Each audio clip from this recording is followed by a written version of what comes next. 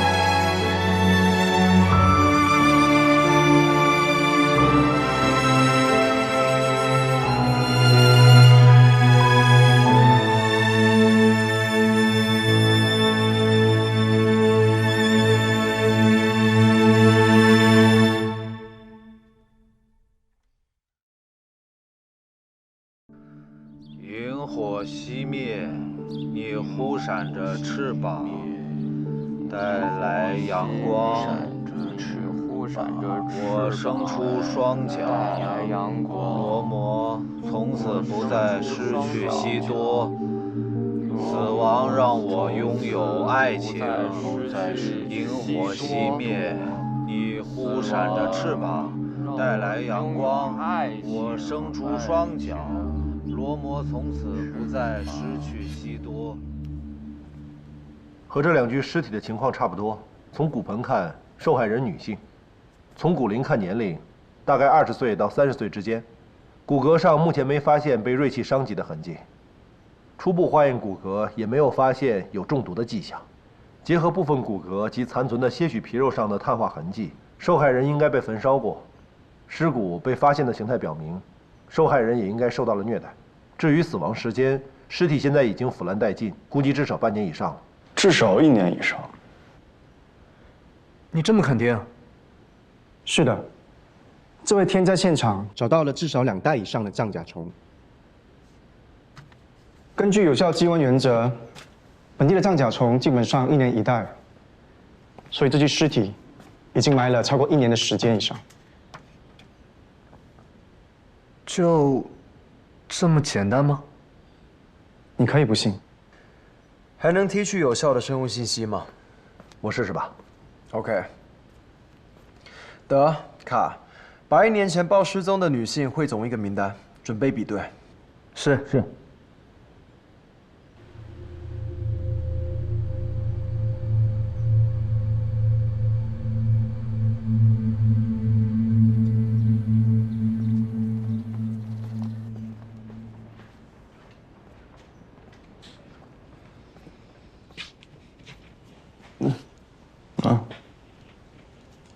谢谢。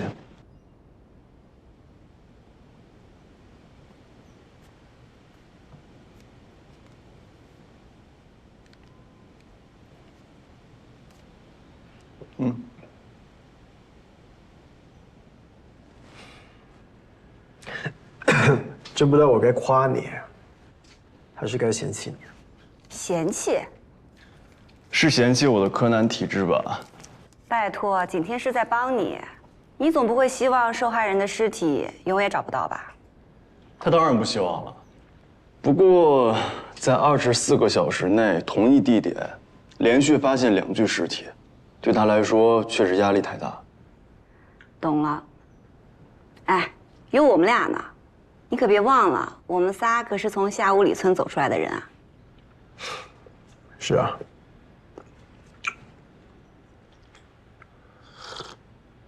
一良，我最早的那具焦尸呢？哦，素可太府下面的一个警局发现了一位失踪了15年的女性的线索，拿过去比对了。反正放在我们这儿也没什么进展，不如拿过去碰碰运气。那边有什么消息吗？马里奥没跟我说，应该是没有。15年前的焦尸？女性，40岁左右，这是目前仅有的信息。那还有实验的意义吗？按说是没有了，但是我和差都不想放弃，而且这个案子也是他老爸的一个心结。自从差把这个尸体送到我们实验室，我和马里奥反反复复的试验了很多次，虽然都失败了，但是我没有放弃，马里奥也一样。有时候我看着他，仿佛能看见他在挣扎，在呼喊，可是我就是听不见他在呼喊什么。本来我和国内的同行商量，准备从法医人类学的路径碰碰运气，不过现在可以从素可太府那边看一看，有没有什么新的线索。如果没有的话，我们再继续。15年之久，现在还没有确认身份啊。从当时的现场来看，没有找到任何关于他身份的信息线索，也一直都没有人报案。同时期的失踪人口也没有匹配成功，一直到现在，这几次的人口普查也没有拿到有用的信息。那是怎么发现的呀？是在郊外的一处山谷里发现的。当时发现尸体的时候都已经被烧焦了。现场来看，死者死前应该是在那里露营。当地的警察也认为这是一起意外。从案中来看，起火的原因是因为死者在帐篷里抽烟，才会引起火灾的。因为他们在现场找到了一个被烧焦的打火机，现场除了死者，也没有发现有任何人出现过的痕迹。但我老爸一直坚持，这不是一场意外，因为当时他在现场没有找到任何东西是可以证明死者的身份，哪怕出来郊游，怎么会连个身份证明都没带呢？手机、手表，甚至是一台车都没有。而且当时的尸检报告发现死者的胃里是空的，没有食物。女性，焦尸，胃里没有食物。我明白你的意思，但我还是觉得这太巧合了。那具焦尸到新发现的焦尸，都已经时隔14年了。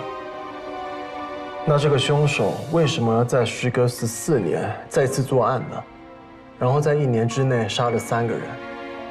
并且这4位受害人除了都是女性，都被虐待，都被活活烧死，目前还没有发现有什么其他的共同点。如果是同一个凶手，那至少他的年龄应该相对比较大，这一点不妨放进凶手的画像里。先等等素可太府那里有什么状况吧。目前我们还是想集中在新发现的这3具焦尸上。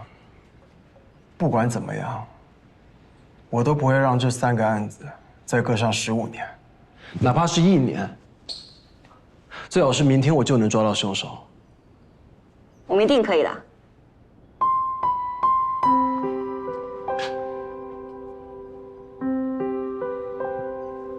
可以的。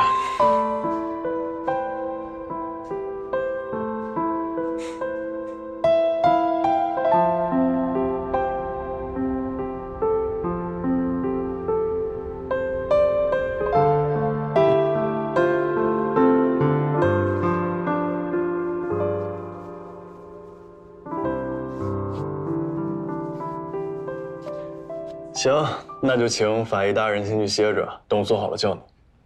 你最近这态度，我还真有点不适应了呀。会适应的，我都说了，养成一个习惯就21天，快了。那你不管你的洛哥哥了？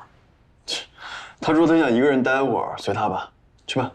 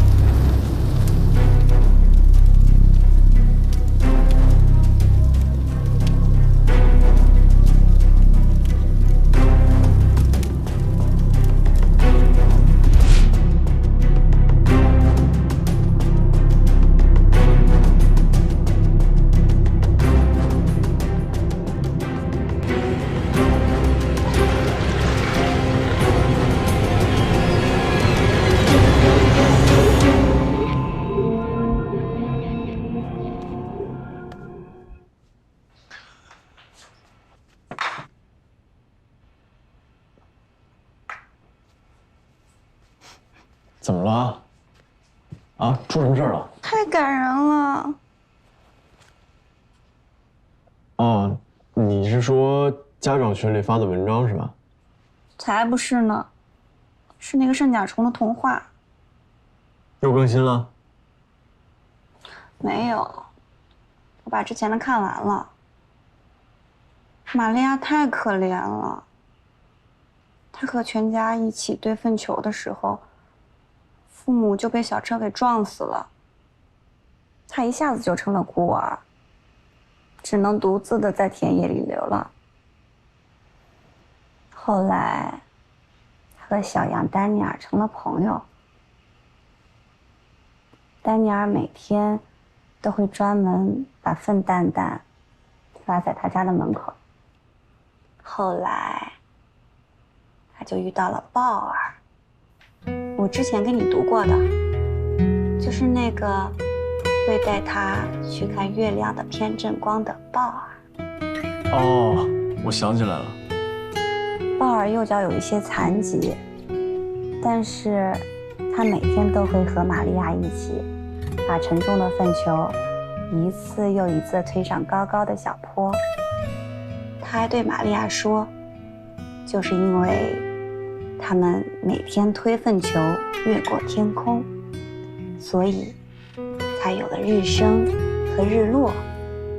玛利亚对鲍尔动心了，但是他习惯了一个人的生活，他不知道该如何接受鲍尔。于是他把心事都告诉了丹尼尔。丹尼尔对他说，不要总是去想拥有了鲍尔会怎么样，而是想一想，如果没有了鲍尔，他就只能一个人滚粪球了，会怎么样？我明白。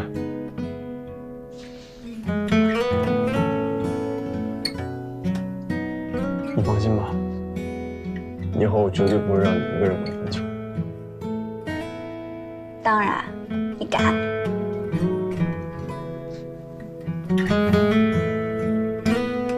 后来，鲍尔在丹尼尔的鼓励下，决定向玛利亚求婚。他给玛利亚准备了一个好大好大的粪球，那是田野里的动物们一起努力才堆出来的。再后来就断更了，作者不再写了，好伤心啊。没关系的，后来的故事可以我们两个写，用我们的幸福来写。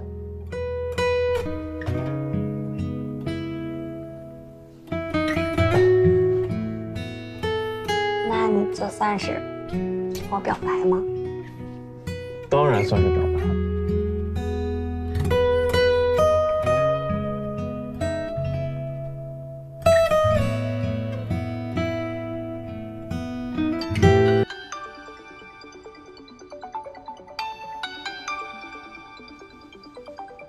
肯定又是你的洛哥哥。哎，还真是。喂。哦，好。好。我们马上过来。嗯。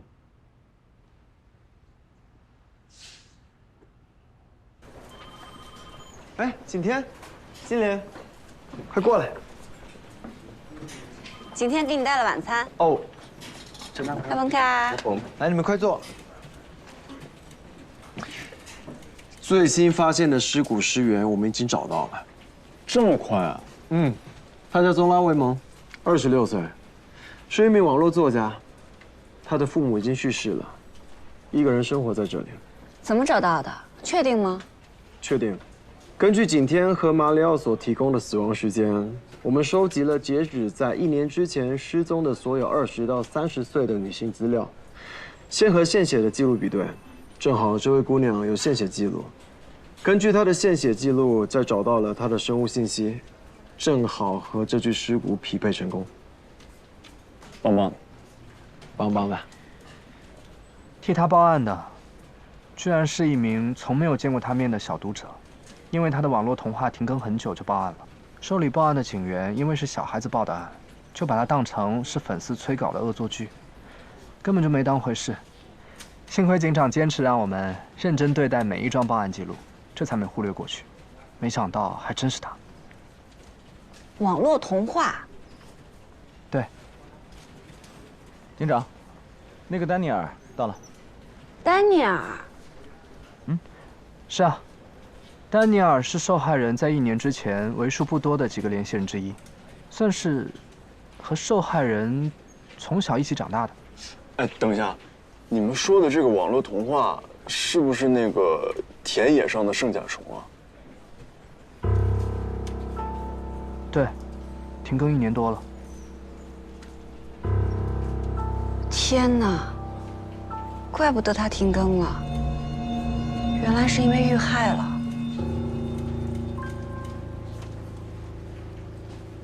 你们知道？金陵一直在追，刚刚来的时候我们还在看，没有想到真的是他。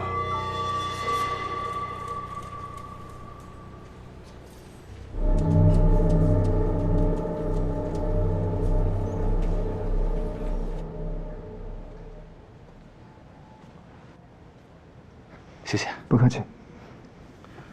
丹尼尔，你最后一次跟宗拉维蒙联系是在什么时候啊？是1年多前，他把他写的故事发给我看，说里面有我的名字。哦，原来他就是那只小羊啊！那他1年多不跟你联系，你不觉得奇怪吗？自从他离开老家之后，我们其实就很少再有联系了。那天他突然发故事给我，我还挺开心的。我们小时候在一起的时候玩的还是挺好的。嗯哼。那他一直都很喜欢圣甲虫吗？没有，他不喜欢任何虫子，相反，他还很害怕虫子。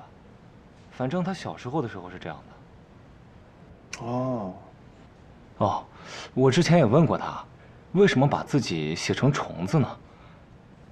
而且还是屎壳郎。他跟我说，是他身边有人给他讲过关于屎壳郎这种虫子的故事，他觉得很有意思，也激发了他很多的灵感。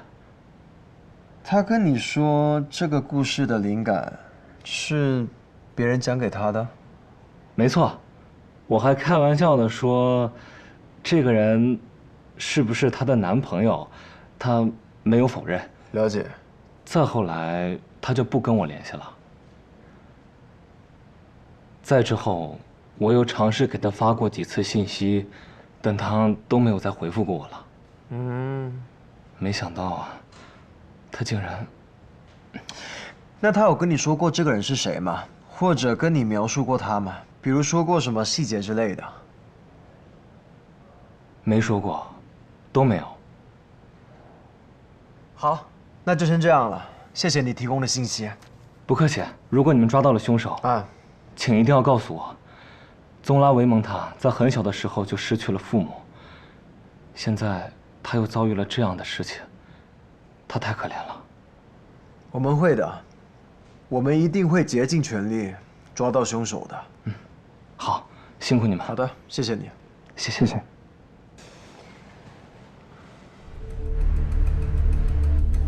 这个是在宗拉维蒙家里发现的电脑，屏幕上的是这台电脑最后一次使用之前1年时间的浏览记录，分为3大类：购物、浏览网站、使用社交软件。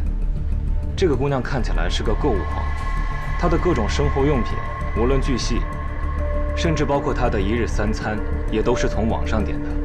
所以我们推测，这应该是个能不出门就不出门的宅女。那他住的是自己的房子还是租的房子？是他自己的房子。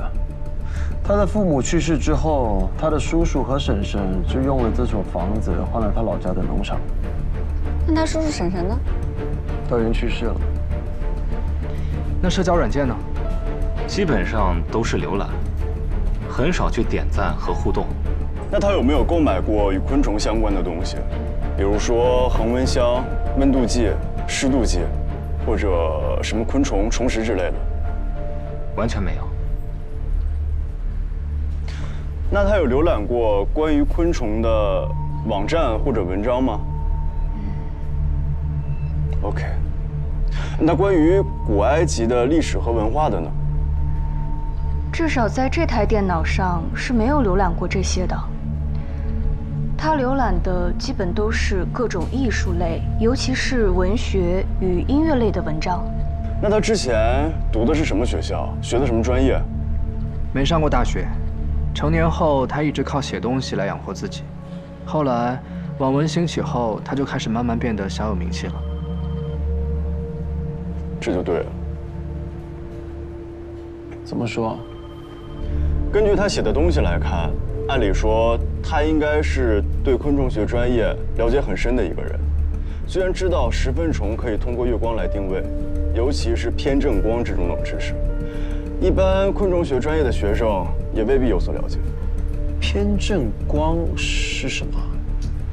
这是一个瑞典的科研小组发现的。他们发现十分虫的视网膜对月光的偏振很敏感。月光呢和阳光一样，会因为大气层中漂浮的微粒的作用而散射，形成有一定角度的偏振光。借助对偏振光角度的测算，可以判断相关物体的位置。月光的强度仅仅是太阳光强度的100万分之一，所以大部分的动物都无法感知，但是十分虫却可以借此进行定位。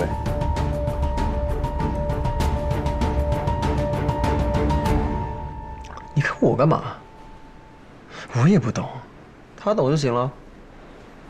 不光你们两个不懂，根据宗拉维蒙的浏览记录来看，他可能也不懂。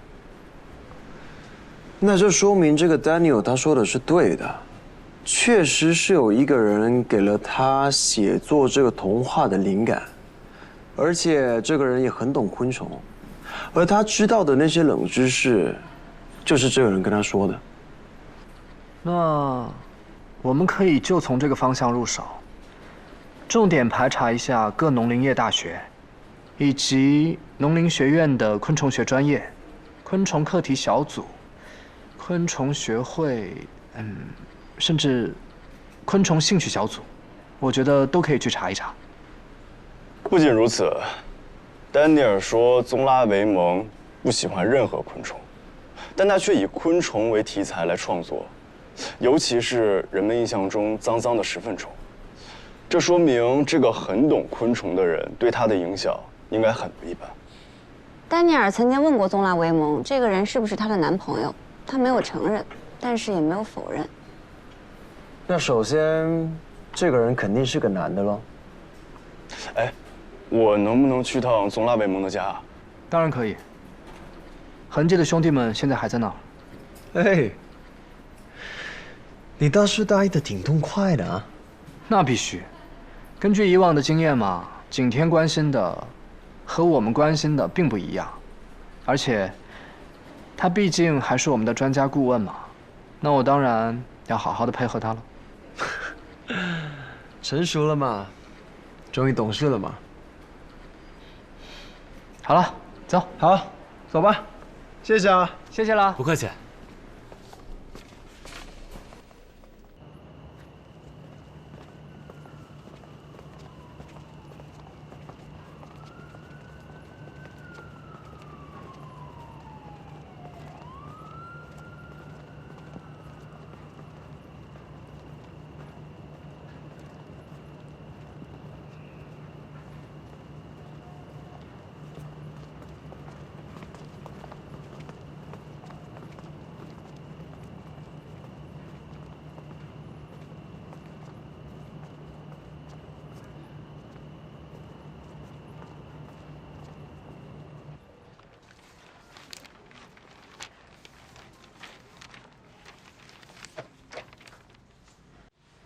怎么样？还真的没有。昆虫类的书啊？包括古埃及的历史与文化的也没有，这些相关信息在网络浏览记录里面也没有。但是在他的故事中，确实有很多古埃及人描述圣甲虫，还有他的传说之类的，都是那个男人传述给他的呗。现在也只能这样解释了。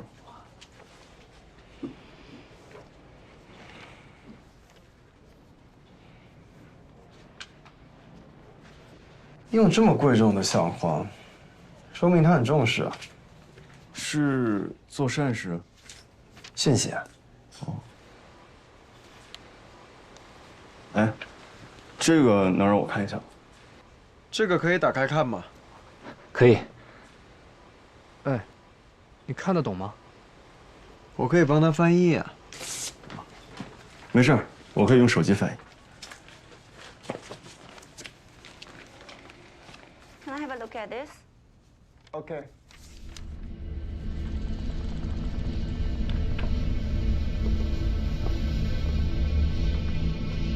哇，哟，还真是亮瞎了我的眼。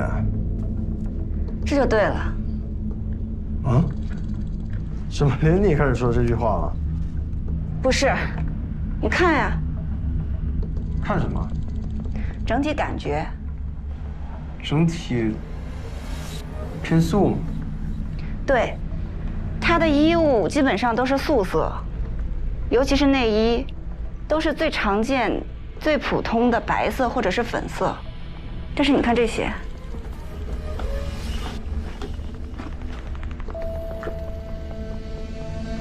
这说明什么？说明他应该就要改变自己，享受爱情了。你再看这上面的日期。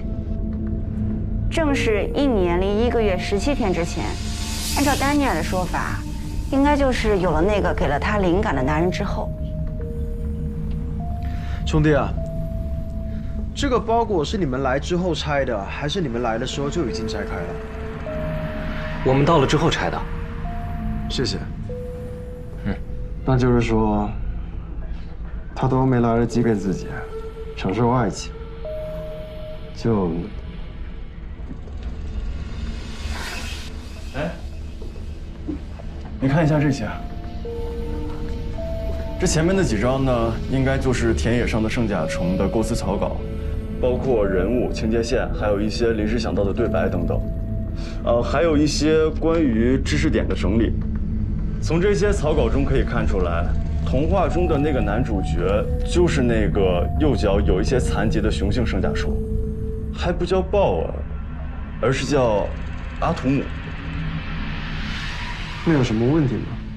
你们也许还不知道，其实我和金陵一直都非常喜欢石粪虫，这也是金陵为什么一直在追这个童话的原因。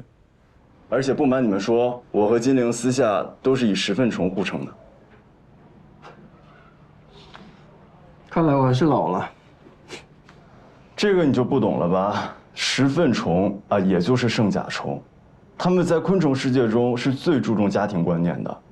他们总是夫妻一起干活，一起照顾孩子。我还是头一次知道这屎壳郎竟然这么清新脱俗啊！烦人。所以呢，我看过很多关于这种昆虫的书，也知道在古埃及，它们被称为圣甲虫。古希腊作家普鲁塔克曾经写道，古埃及人相信，每天早晨它能让太阳再生，滚动在地平线之上，但到了傍晚，它会把太阳运送到另外一个世界，但次日还会让太阳再生，而这个它就是化身为圣甲虫的太阳神拉。不过太阳神有2个名字，白天的时候叫凯布利，只有到了傍晚的时候，太阳神才会被称作阿图姆。所以呢？所以如果我猜的没错的话，宗拉维蒙应该只有在晚上的时候才能看见那个男人。只有在晚上才能见到那个男人，那这是说明他有固定的工作，白天不方便出现，只能等到晚上下了班之后才能见他。是这个可能。你们在说什么？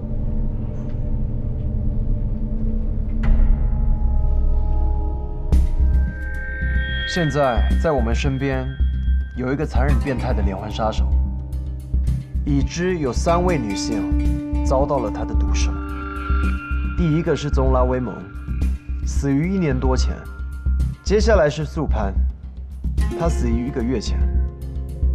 刚发现的这个，我们现在姑且叫他3号，死于6天前。我们不知道被虐杀的是不是还有其他的女性，但目前还没发现新的尸体。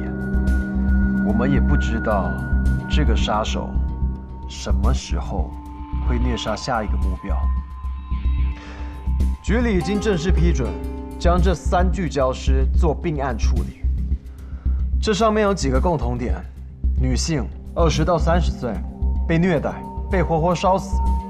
此外，我们再一起看看他们还有什么共同点。都相对比较社恐。什么意思？就是很少与外界交往。目前3号的情况我们还不太清楚。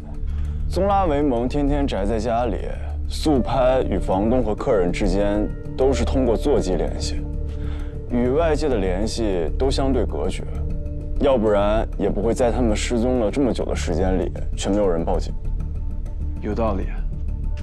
社恐，性格孤僻。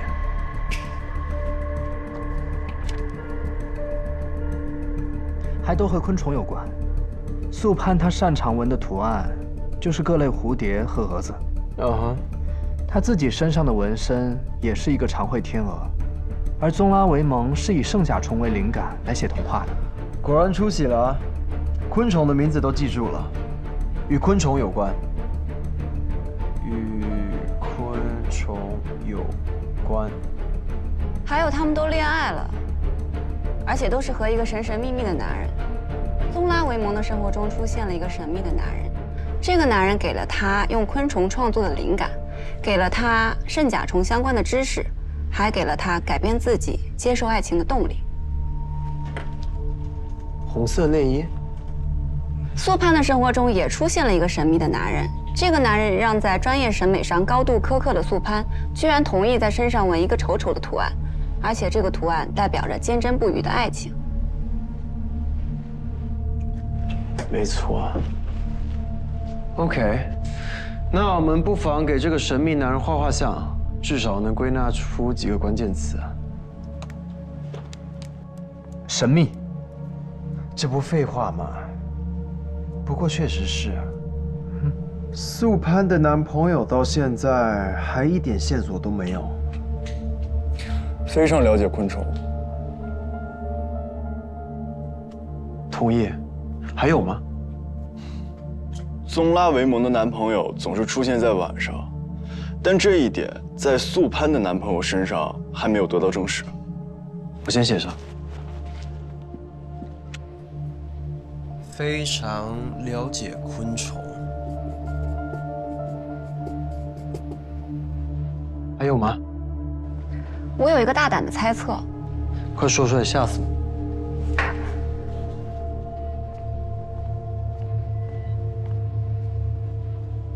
这里，你记得吗？我说过的，是一个男人的右脚，而且缺了小脚趾。而宗拉维蒙那个童话里那个男主角阿图姆，也就是鲍尔，他也是右脚有残疾。对啊，等一下，所以那个右脚缺个小脚趾的神秘男人，应该就是虐待并活活烧死宗拉维蒙和素攀的连环杀手无疑了。热水，谢谢。我觉得这个神秘男人不光残忍，而且他还非常的变态。还有一个关键词：缜密。目前宗拉维蒙家里没有发现任何外人的痕迹，包括毛发。素攀家里也是。岂止是缜密，是非常非常缜密。这都过去1个月了。还没有在公共监控里看到他的踪影。警长，你看啊，他处理这3个女生的尸体，其实方法都是一样的。他会先在一个地方进行虐待，然后非常仔细地抹去她们身上任何可能与外界产生联系的痕迹，再把她们运到其他地方焚烧掉。我之前就怀疑过，受害者很有可能就是裸体被焚烧掉的，所以现场根本就找不到任何有用的痕迹。这要不是宗拉维蒙曾经献过血，我们根本就不可能这么快就查出来他是谁。就像那个3号一样。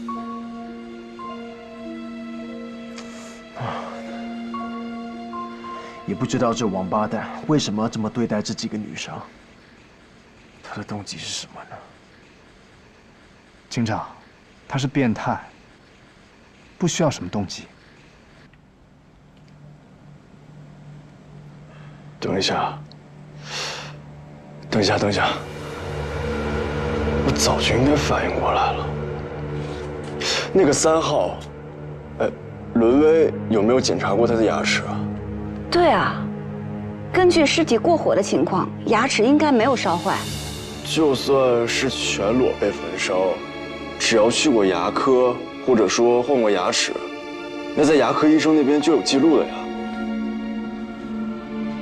去，我只好打给伦威。会不会已经睡了呀？不会，这个点睡着了就不是合格的法医了。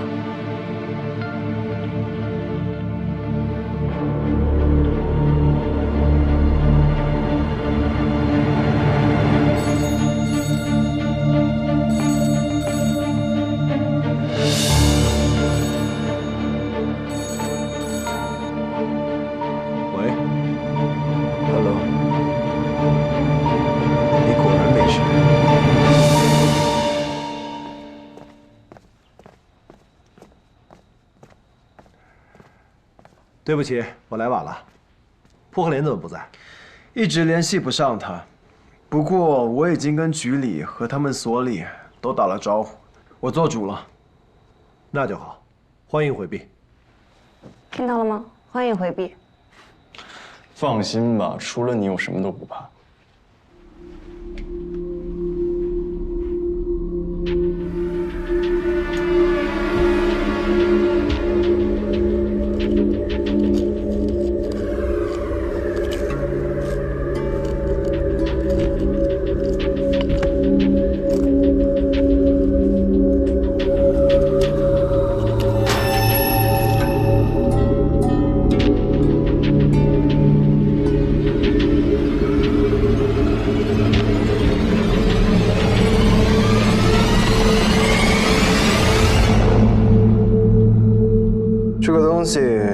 虽然被烧坏了一部分，但看起来像个徽章。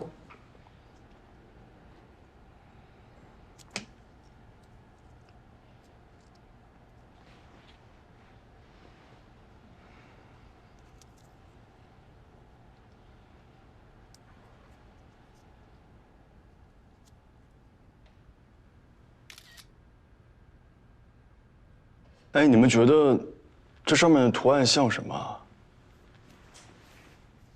像什么？像苍蝇腿儿。进来。什么眼神？你们这都……这就对了。怎么又对了呢？因为我也觉得它像某个昆虫的腿。这个昆虫我之前见到过，不过我现在还不能确认，我需要上网查一下。查？那今天我用一下电脑。嗯。唉，很难想象，这个案子如果没有景天帮我们会怎么样。我现在已经习惯有景天帮我了，尤其是这次度假之后。对啊，你还一直没说度假怎么样呢？挺好的，挺开心的。啊，那你有问他们两个吗？当然问了。怎么说？和你一样，挺好的，挺开心的。确实挺开心的。Hello， 你们过来看一下。哎，你们看这个图案像不像？这是什么？这是在德国的一个民间昆虫研究会的会徽，上面写的呢都是德文，是卡恩昆虫研究会的意思。其实这个昆虫研究会在业内挺有名的，是一对夫妇共同创立的。总部在科隆。德文你也会啊？啊不是，我看不懂，但后面有英文的。德文可以问马里奥呀，马里奥是从德国留学回来的。啊，真的？那太好了。哎，继续说。啊，这种蜜蜂呢叫大腿小蜂，它的主要特征呢就是这个像问号一样的腿。哎，你们看，这个3号口腔中取出来的东西上的图案和这个像不像？确实有点像哎。这么说，这个徽章是这个协会的会徽喽？难道死者是德国人吗？亚洲人，100%亚洲人。这个徽章，也许是凶手的，也许是受害人的。但我最想知道的是，什么样的人会有这样的徽章呢？那我白天建议的排查方向是靠谱的。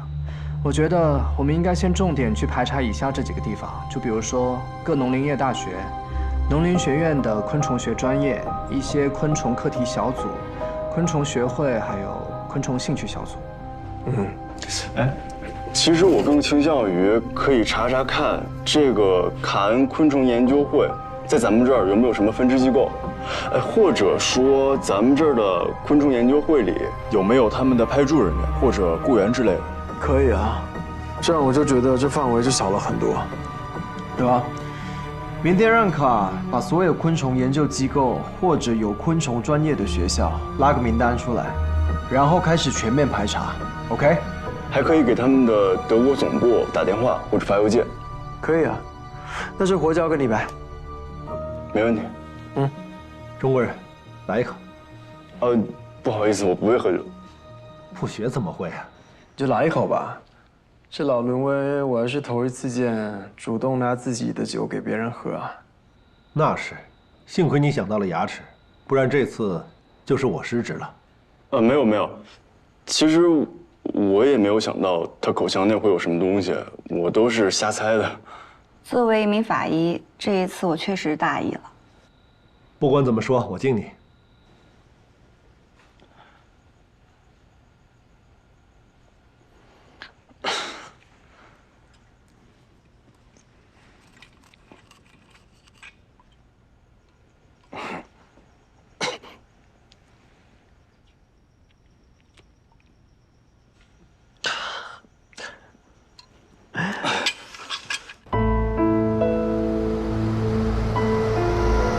景天，有新线索了，应该高兴才是啊，怎么还这么愁眉苦脸的？我是在想，如果凶手真的像我们想象的那样，去除3号女生身上所有与外界联系的痕迹，搬运走去焚烧的话，那他在这样的情况下，居然还能想到将慧慧含在嘴里留下线索，那他真的是一个又聪明、又勇敢、又坚强的女孩。她会是谁呢？景天说的是什么意思啊？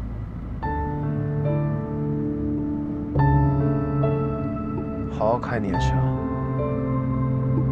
好。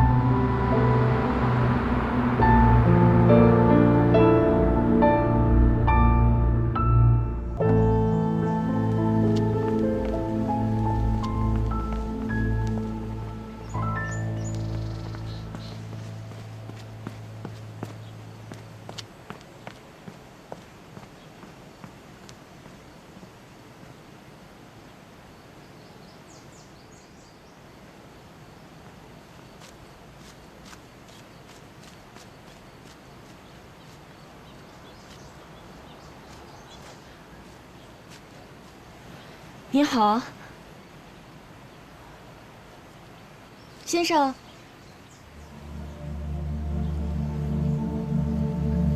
先生。